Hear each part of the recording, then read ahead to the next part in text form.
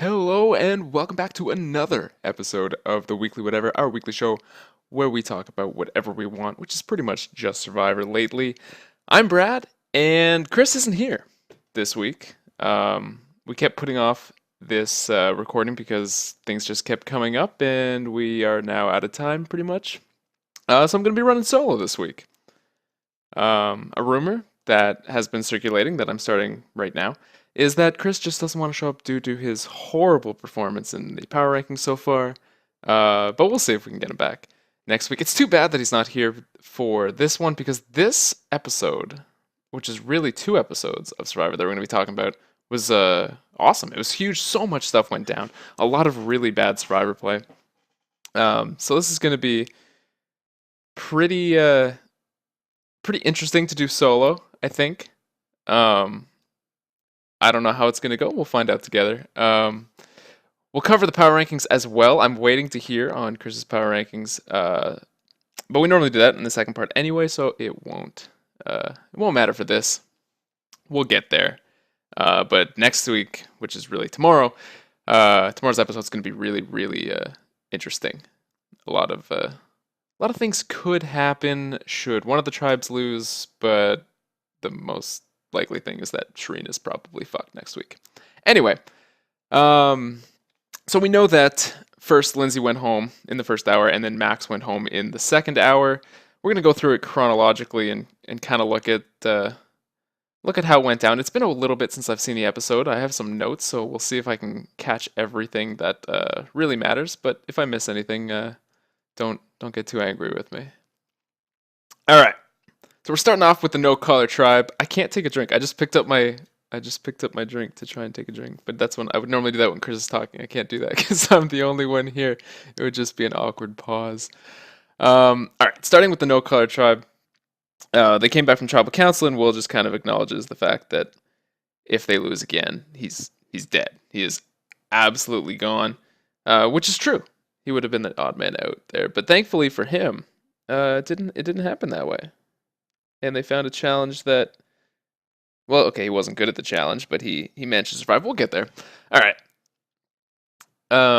The blue collar tribe was next. We didn't see much from them there. I just have Mike kill the snake. He's eating scorpions. He's eating snakes. It was pretty fucking gross. They're peeling the snake. That was gross. All right. Let's get to the real interesting part of the beginning of this first hour episode. The challenge.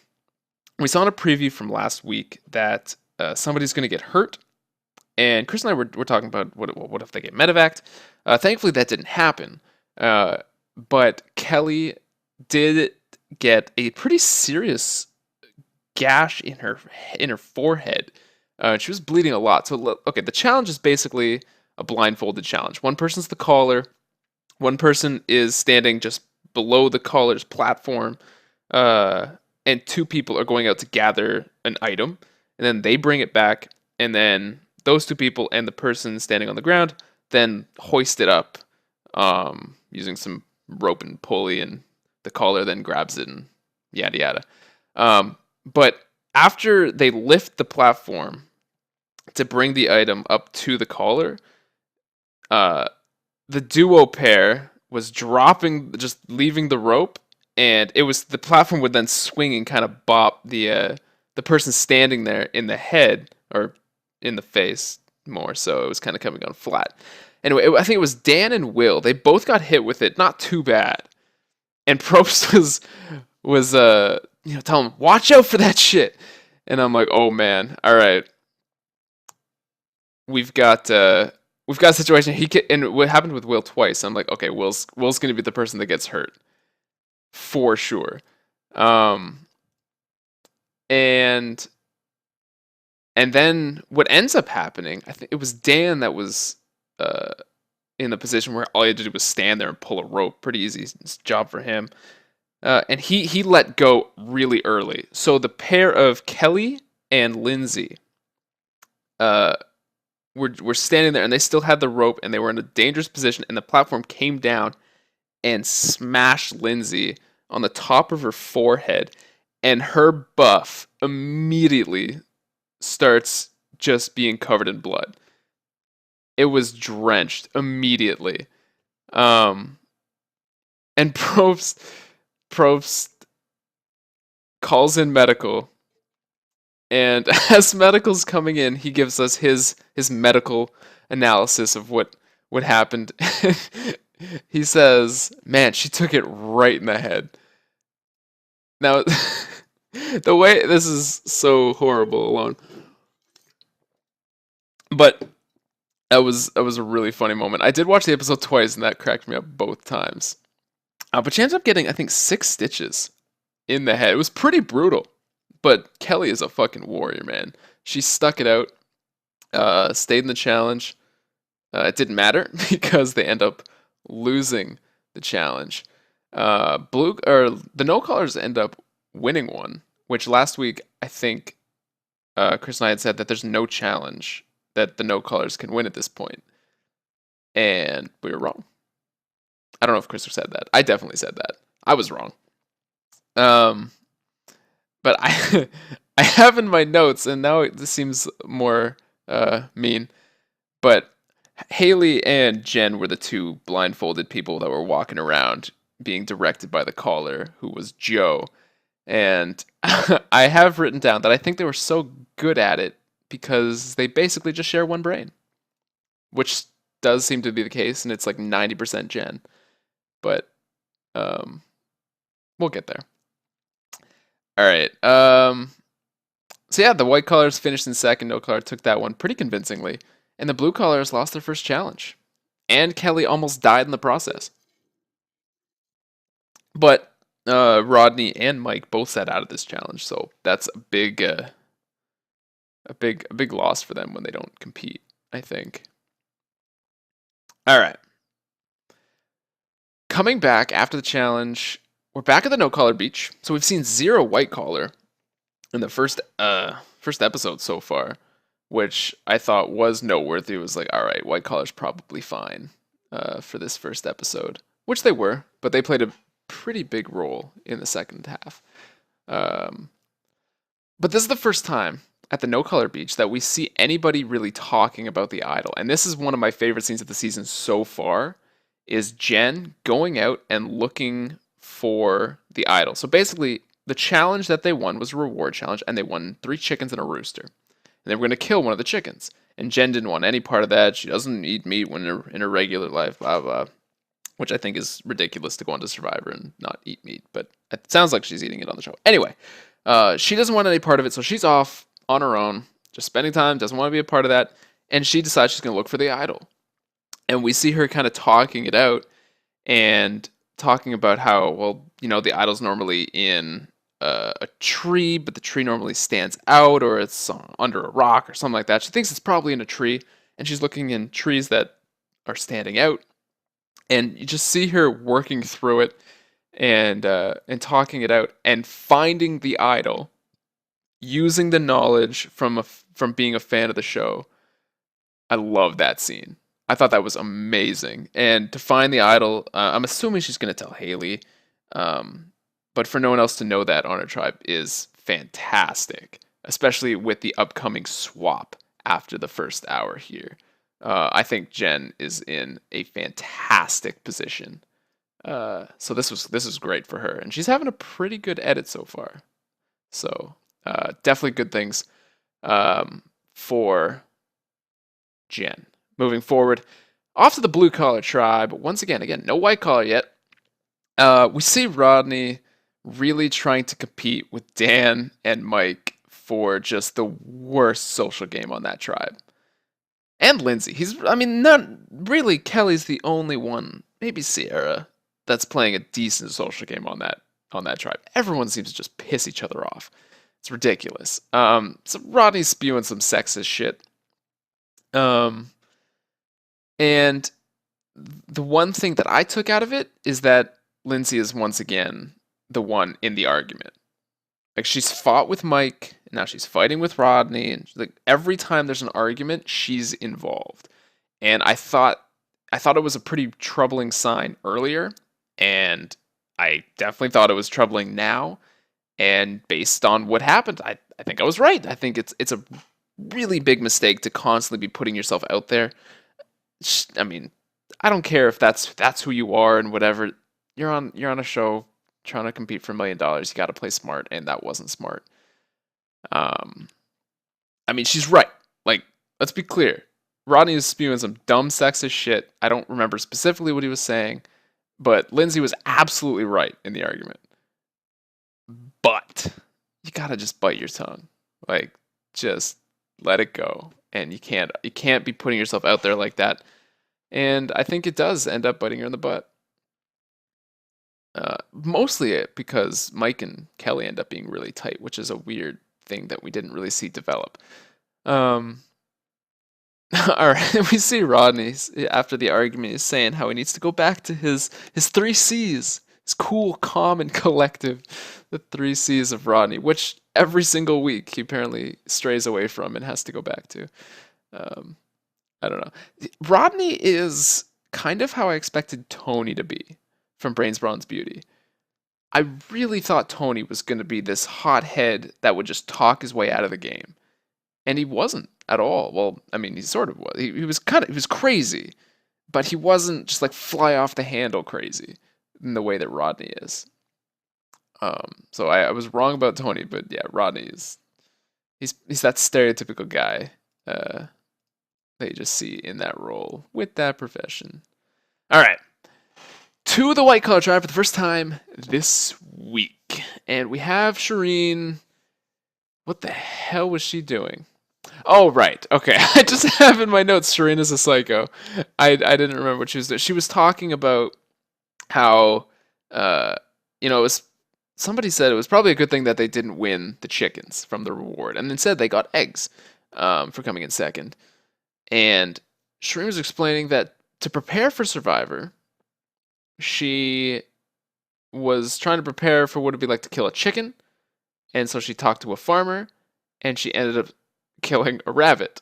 And I think the actual word she used was, I slaughtered a rabbit. I think that's specific. Like, that is just an insane thing to say. She is out of her mind out there. Joaquin has a great confessional talking about how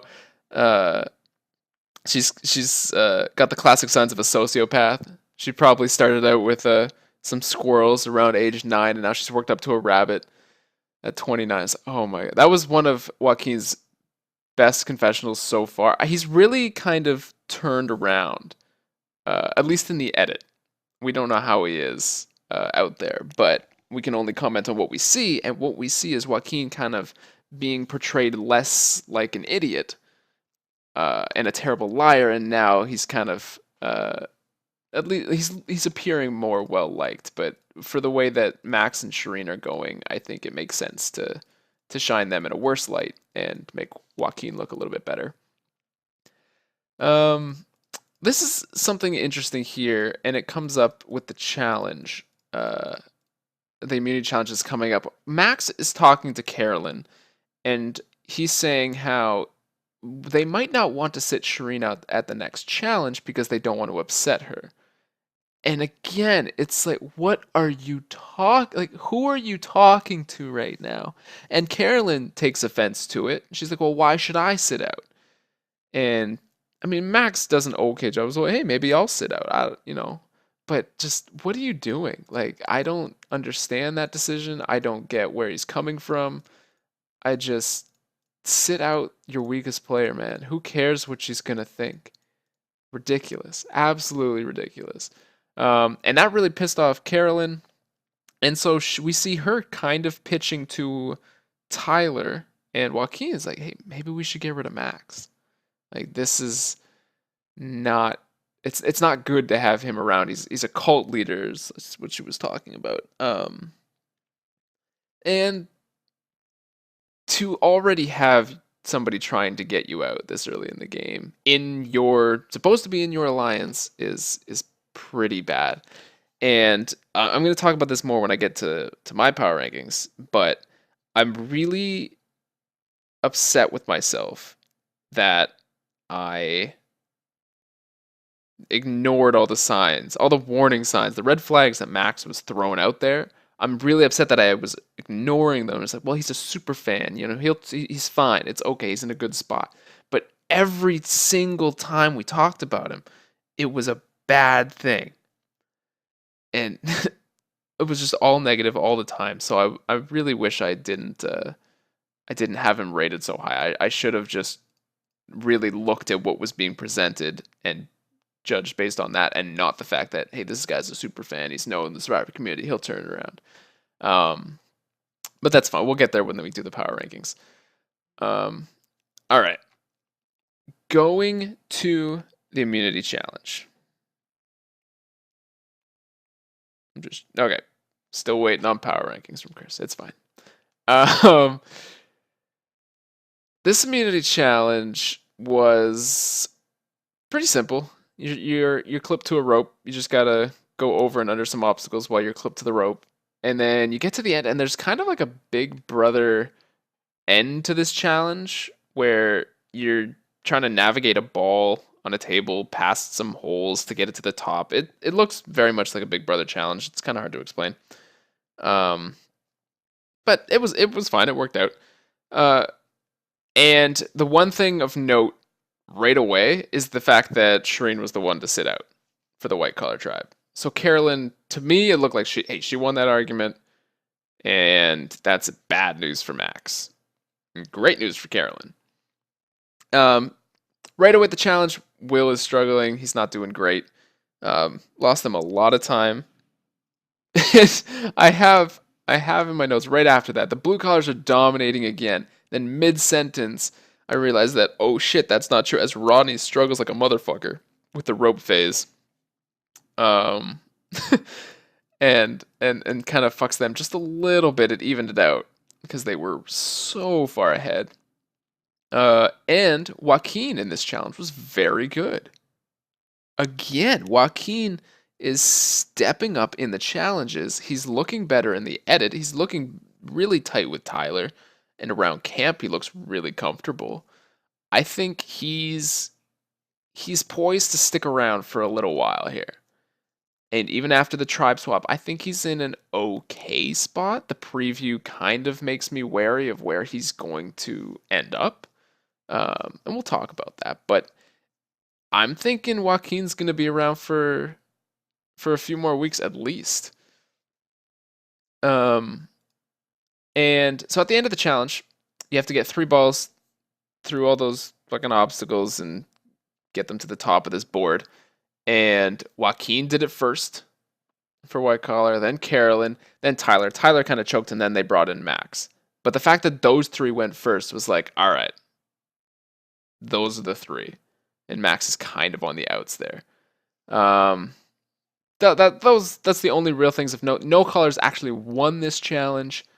Kelly kind of choked at the end, and Max was able to clutch up after Tyler couldn't do it. And so the white collars finished in second, and the blue collars have lost 2 challenges in a row, and they're going to tribal council for the first time, which I gotta think most of them are pretty relieved about, because they're all thinking, thank God we're gonna get rid of this really annoying person.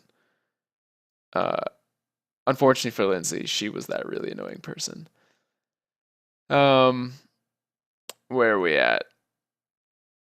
Oh, Rodney stepped in for Kelly after she choked in the challenge. Rodney choked afterwards, and Max ended up winning. All right. Going back to the Blue Collars tribe. And Mike is talking. I found this interesting. Mike was talking about alliances, and you don't really know how things are going to play out until you see Jeff reading those votes. You don't know who's telling the truth. And it kind of occurred to me, it's like, I don't know who the fuck is aligned on this tribe. We've had a lot of drama on this tribe, but we haven't really seen much strategy. And unless you count Dan calling Rodney's mother a whore as strategy. I don't, but maybe he does. We'll see. So Lindsay is trying to push to get rid of Rodney because he fucked up in the challenge. And Rodney's trying to push to get rid of Lindsay. And I found this really interesting. Dan was talking to Lindsay. Lindsay was trying to pitch him on getting rid of Rodney. And then the scene right after is Dan in the water with Rodney, Kelly, and Mike and talking with them. He's tight with seemingly everybody, maybe not Sierra. And that's definitely the case later. But right here, I found that so interesting. How is this guy still able to talk to absolutely everybody like he's in an alliance with them? I don't understand socially how he's accepted. This guy has made so many dumb decisions out there. It's going to get worse, but I it blows my mind that he was able to do that. And we saw it earlier when he and Rodney had a fight, and then later in the episode they're talking and like just hanging out. I was like, oh my god, I can't believe this. Um, so it turns out that Kelly and Mike are really tight. They're a pair in this game, which we didn't really see any evidence of, which makes it really hard to kind of predict what's going to happen when we don't really have even remotely a close picture. I don't know if that was a new thing or not. Maybe it was, but we didn't have any evidence that they were tight at all. Um, but we did see that we kind of knew that the guys were going to stick together. I thought the girls were going to stick together. So it turns out that the guys are sticking together plus Kelly. And so it looks like Lindsay's gone. Like, it really looks like she's in a lot of trouble because Kelly's with the guys. Um, and I apparently I have that in my notes. Kelly's playing in a good spot. She's got herself in a pretty good spot, I think. Um, and okay, one bad thing I will say, I don't want to cover too much on this tribal because there was a lot of just blah blah blah. But Kelly says at this tribal, and I'm paraphrasing, if we get rid of Lindsay, we lose Sierra. Okay, because Sierra and Lindsay are tight. They're a pair. So if you get rid of Lindsay, Sierra's going to be pissed. And immediately after that, she says, if we get rid of Rodney, well, tribe's tighter. Get rid of Rodney, then there's 5 tight. You get rid of Lindsay, and you piss off Sierra, then there's 4 and Sierra. Right there, that should tell you what the move is. That answers all questions. Get rid of Rodney right now. That's the only option for your tribe moving forward. That's not what happens, but that's what I would have done. That's the smart move. You have to assume a tribe swap is coming. If you're a fan of the show, and I don't know if anyone on that tribe is, but if you're a fan of the show, you have to be looking at that. And I guess they're not. Or maybe they were counting on the fact that, hey, we'll be able to reel Sierra back in afterwards. But Dan and Rodney made sure that was probably never, ever going to happen. So I don't know. I can't believe that Kelly lays it out there like that and they still vote out Lindsay. That blows my mind. The only other thing that I want to mention from this tribal is that Lindsay says that the winner of this game is absolutely sitting on one of those stools from the blue collars. There you go. One of those 5 remaining players, because it's not Lindsay, she's gone. One of them is going to win the game, according to Lindsay. I don't think there's any fucking way in hell one of those players wins the game. Don't think there's a chance. Don't think Dan can possibly win. Rodney definitely can't win.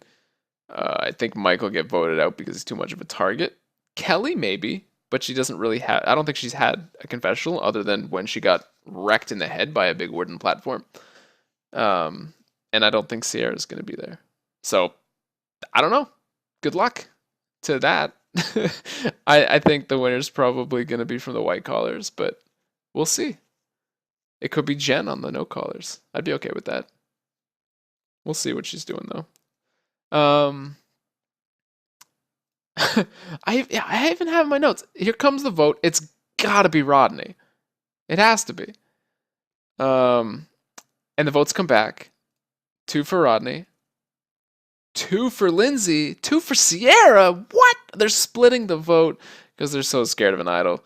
But it doesn't matter. As soon as I saw the 2-2-2, all right, you know it's gonna be Lindsay, and Rodney's just fine somehow. They vote out Lindsay. I can't believe they did that.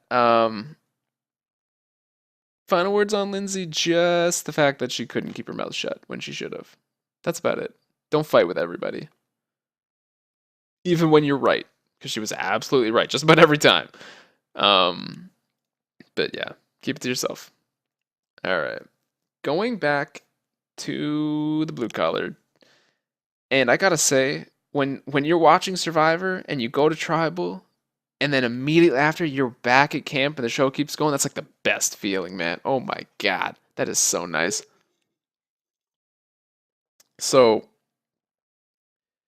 immediately back at camp, Dan and Rodney kind of lay into Sierra just a little bit, and she's upset. She just lost her best friend out there. People were lying to her, and she didn't like. She was blindsided as much as Lindsay was. So, and she got votes. That's it's got to be tough. So Dan and Rodney decide to just lay in her, and Dan's listing all these things that she's done wrong in challenges. I don't know if he mentioned anything in camp, but specifically challenges that she's messed up on and things like that. And that's not what you want to be hearing ever. So she's taking it hard, and Mike's just kind of standing there going, "Hey guys, maybe we could just like lay off Sierra right now," which tells me that like he understood the risks of voting out Lindsay because they might lose Sierra, and he knows they need to reel her back in. He knows that, but he doesn't have a handle on the situation. He has no control over Dan and Rodney right now. And they're really fucking his shit up by just ripping into Sierra's game and some of the things she's done out there. So we see Sierra immediately being like, I want to flip. Which is fantastic because right after we're going to a challenge and we're swapping tribes. And I'm not going to remember the tribe names in the future, probably, but I have them written down. And I don't remember what color's there because I didn't write that down, so damn it. But Eskameka, tribe Eskameka. Here's the tribe swap. We're going to 2 tribes, so Chris was right in the conversations we had last week. We mixed it up. Everybody got mixed up. 2 tribes. Tribe Eskameka is Dan, Mike, Rodney, Joe, Joaquin, and Tyler. They got almost all the guys, and maybe outside of Max for Dan, maybe they got all the best physically fit guys.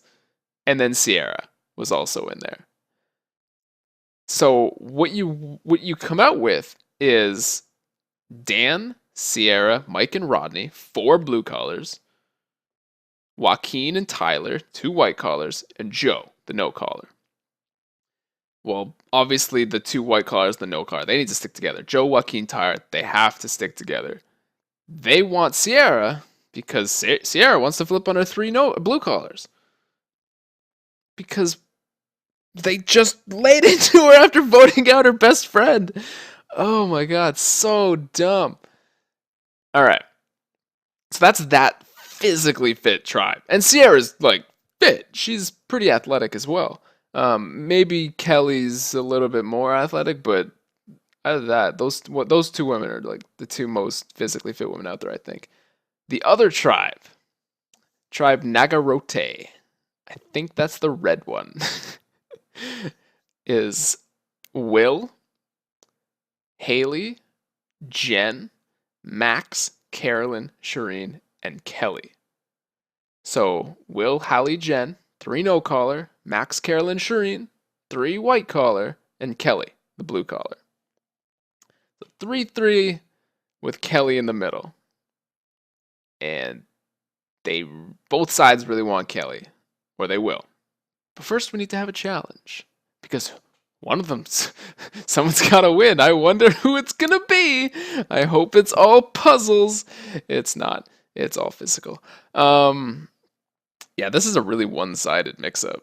This is a really, really, really one-sided mix-up, and I think it's fucking hilarious. Like, this doesn't bother me at all. If that tribe, if Nagarote with all the weak people gets slaughtered over the next bit, that's fine. That's okay with me. I find this shit hilarious, and a lot of the tribe swaps in Survivor history have been rather one-sided. I like it. I don't know. I think it can be really interesting. And I think this is definitely interesting. All right. So this challenge is a Survivor Classic where one, or in this, we had a couple people doing it. I don't really know why. One player from each tribe will launch a ball from a slingshot out to the other tribe mates that are then going to compete, and they're holding lacrosse style sticks, well, kind of like butterfly nets, really. They're trying to catch the balls out there. You can catch either ball. Doesn't matter which tribe shot it. You get a point. I think it was first of 5. And this is one of my favorite challenges from Survivor. The physical ones are always really, really interesting. Just visually, they're more fun to watch. I don't think they're not always the best thing for fairness, because clearly one tribe is physically fit and the other tribe is not.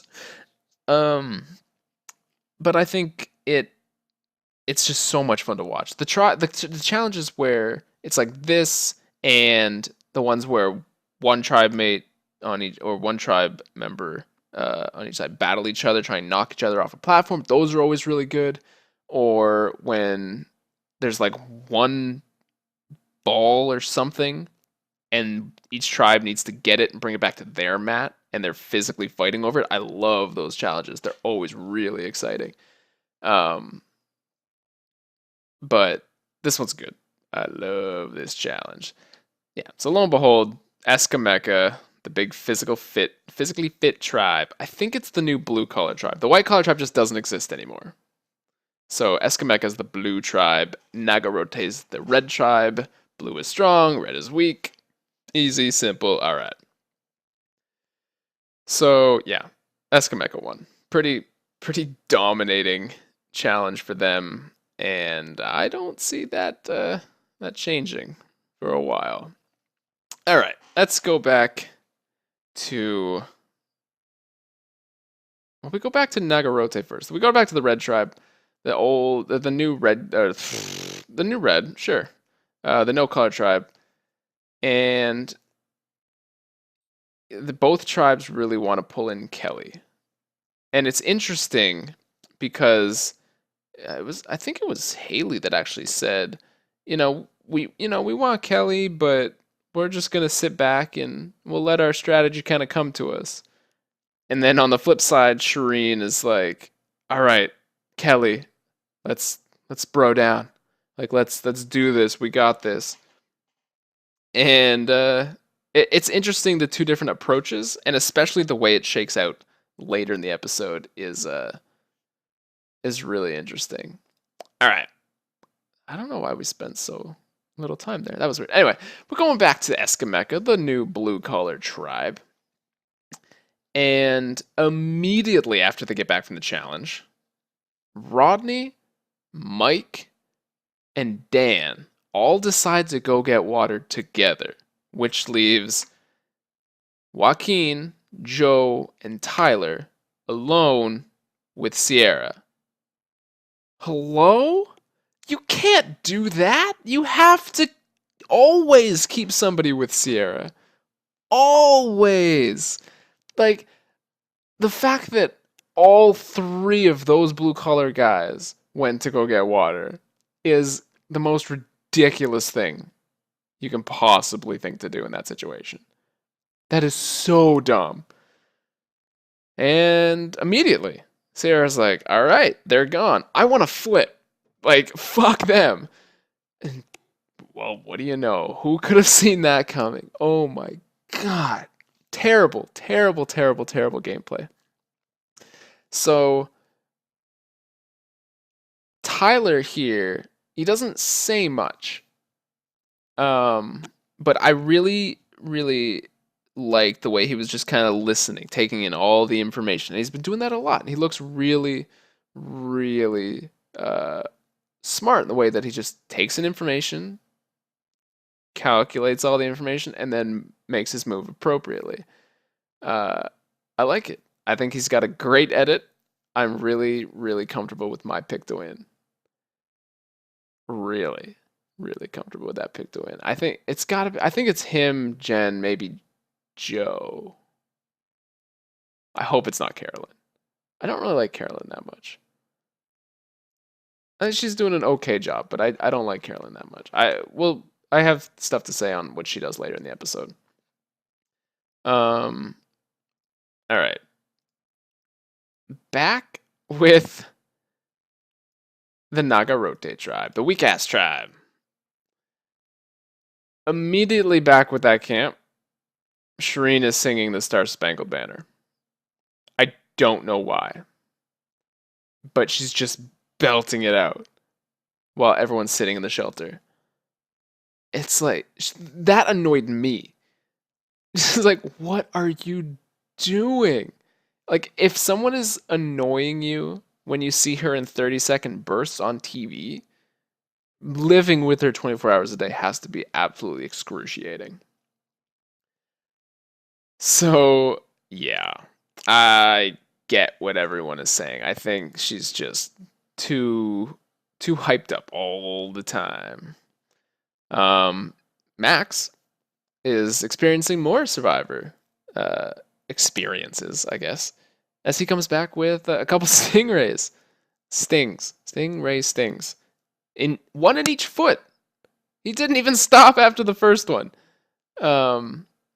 which I was kind of expecting him to run up the beach and just start screaming that someone needs to quickly pee on his foot, like in Survivor Marquesas, with John Carroll. But apparently, he instead wants to stick his warty feet in some drinking water. I mean, he didn't. That wasn't really his idea, but come on, dude, that's so gross. He's got a wart on the bottom of his foot, and he had it soaking in their pot that they use for drinking water. That is so gross. And yeah, amazingly, Max and Shireen on a 3-3-1 split are both so annoying that they're on the outs. It's like, oh my god, come on. Awful. Awful, awful, awful. Alright. We're going to shoot over back to the Eskameka tribe, the strong tribe. And we have a scene with Mike and Dan where Mike is explaining to Dan that we need to get Sierra back. And Dan needs to apologize. And Dan's like, yeah, no, I'll go over and I'll talk to her and I'll explain to her that it's like, I felt that, you were doing the same things to me. And Mike's like, no, don't do any of that. Just the way he's talking to Dan was so funny. And Dan took offense, and we see him talking in a confessional. He's like, dude, you are half my age. I've talked to so many more girls than you have. It's like, holy shit. It's like, yeah, Dan, I've got several girlfriends, Mike. You don't know them though. They go to a different school. It's like, oh my god. Awful. So bad. So Dan goes over to Sierra and he's telling her that, he felt she was doing the same kind of things to him, but she's just taking more offense to it when he says it. And that's not fair to Dan. Just the worst possible apology in the history of apologies. Dan to Sierra, and yeah, Sierra didn't take that well. That's got to just push her farther away. So bad. I'm sure we'll see Dan in a great situation later because for some reason he's able to just do that.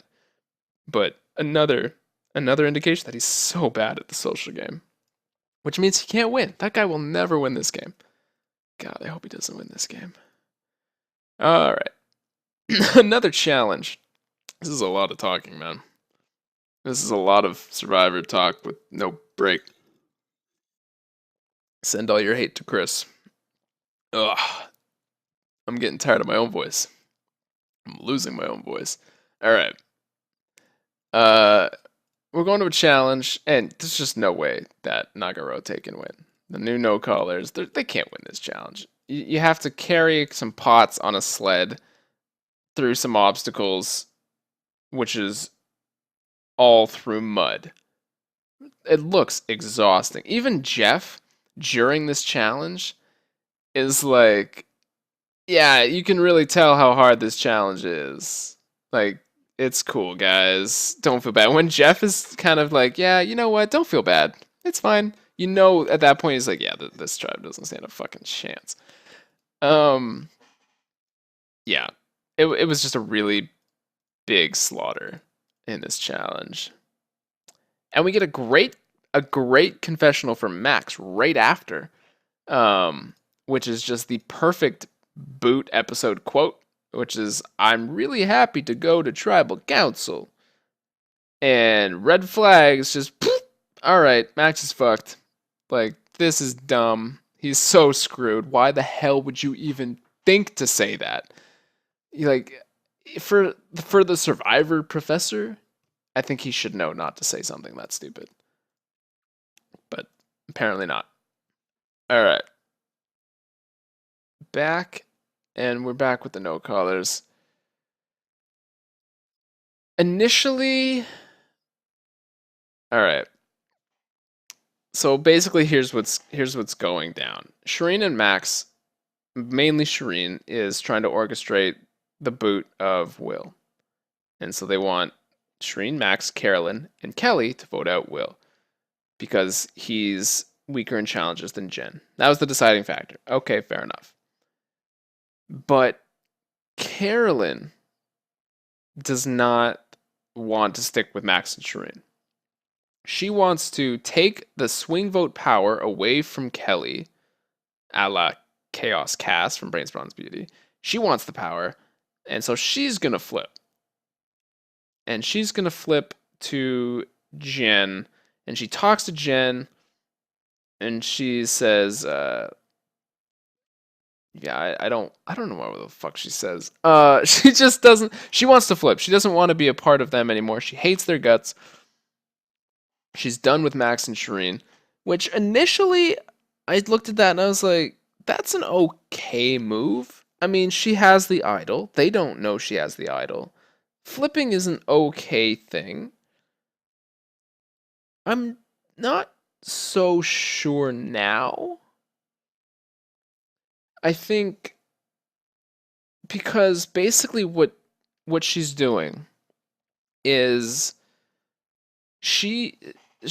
Carolyn is going to flip voluntarily to be at best number 4 in an alliance.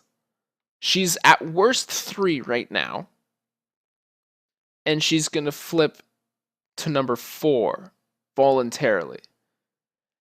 And like, okay, I don't necessarily hate that because she has the idol, but when the tribes merge, you got to assume that Jen and Haley are immediately going to go back with Joe. And that brings Will. And so then Carolyn is now 5. Like, this doesn't seem like a good thing. I don't know what all that means for, like, Carolyn, Tyler, Joaquin. There's a lot of things that are going to just explode when the merge comes, but I don't think it was a good... I think you just got to ride it out with Carolyn. I think you just have to ride out the annoying factor of Max and Shireen. I think. But I don't know. It could play out great for her. I don't know. I wasn't there. I don't know. All right.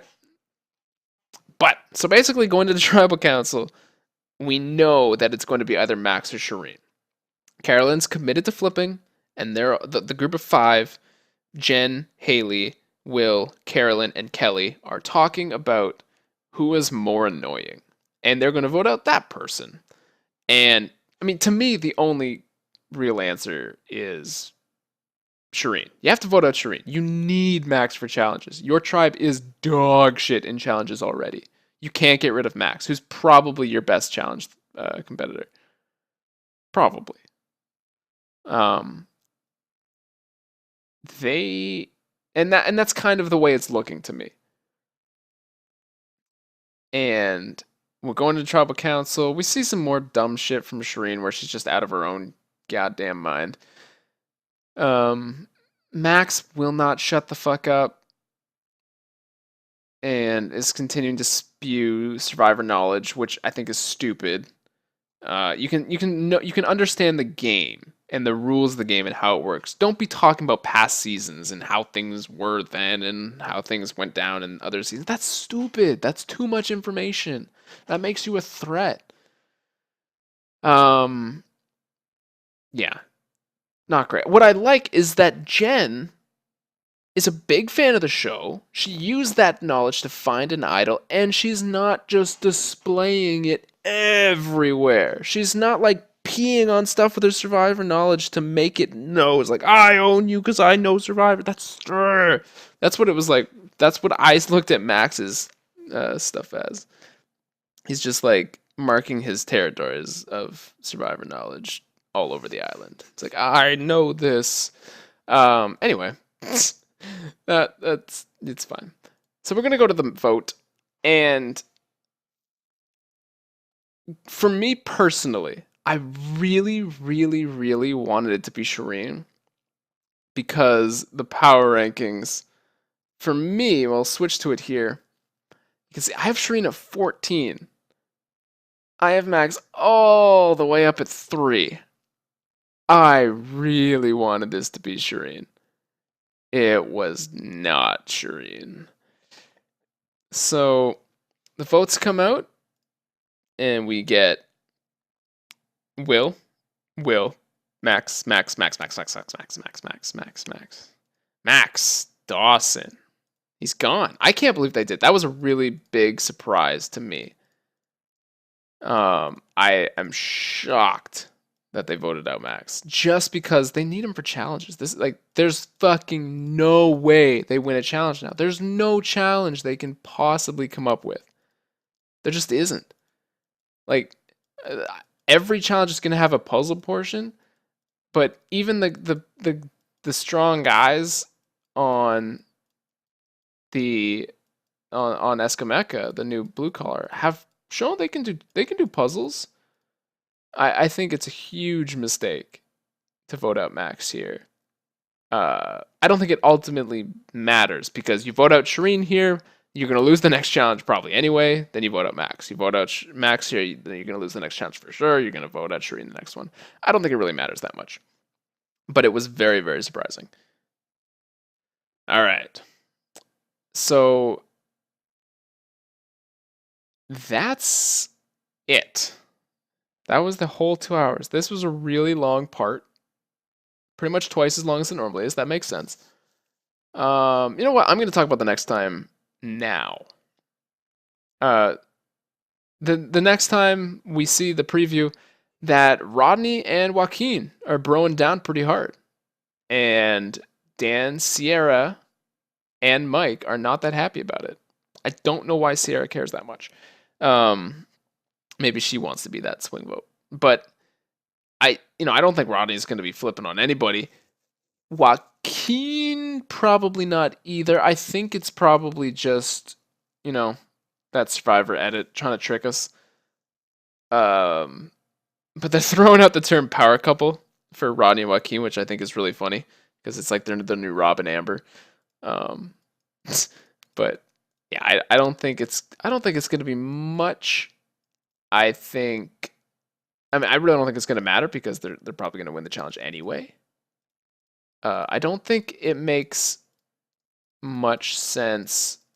It just kind of paints a target on Rodney's back. Joaquin, anytime he's spending time with someone on the other side, Tyler and Joe could get a little worried. but it's not going to.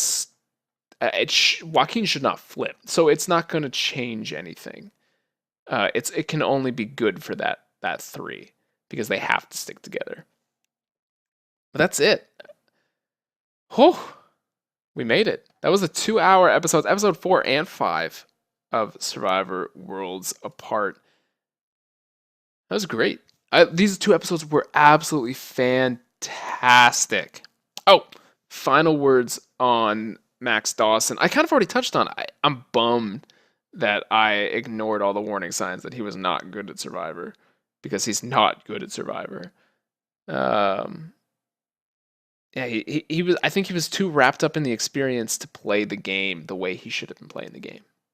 That's really all it comes down to. He was in overdrive of just sensory overload from being such a huge fan of the show that he couldn't reel it in, and he was a little bit blinded by it. That's my opinion. I really wanted him to do well. It's too bad that he didn't, but we have a lot of really interesting people still in the game, and this is it's been a good season so far, and it's definitely going to get really, really interesting as we approach the merge and from there on out. All right. This is going to do it for the recap of the episodes. I still don't have power rankings from my partner in crime, so he's not. I don't know what we're going to do for the power rankings. I have mine already. I could show them to you. But that won't be any fun without Chris's. So we'll see what we do there. That's fine. I will I'll get this up as soon as I can, and then I'll get the power rankings going as well. Thank you guys so much for watching. Leave us any feedback, or me and any feedback. I'm sorry that we had to do a one-man show this week. It's a whole lot less fun for me, but we'll be back to regular duoing next week. All right, guys, I'll see you in the power rankings part. Peace.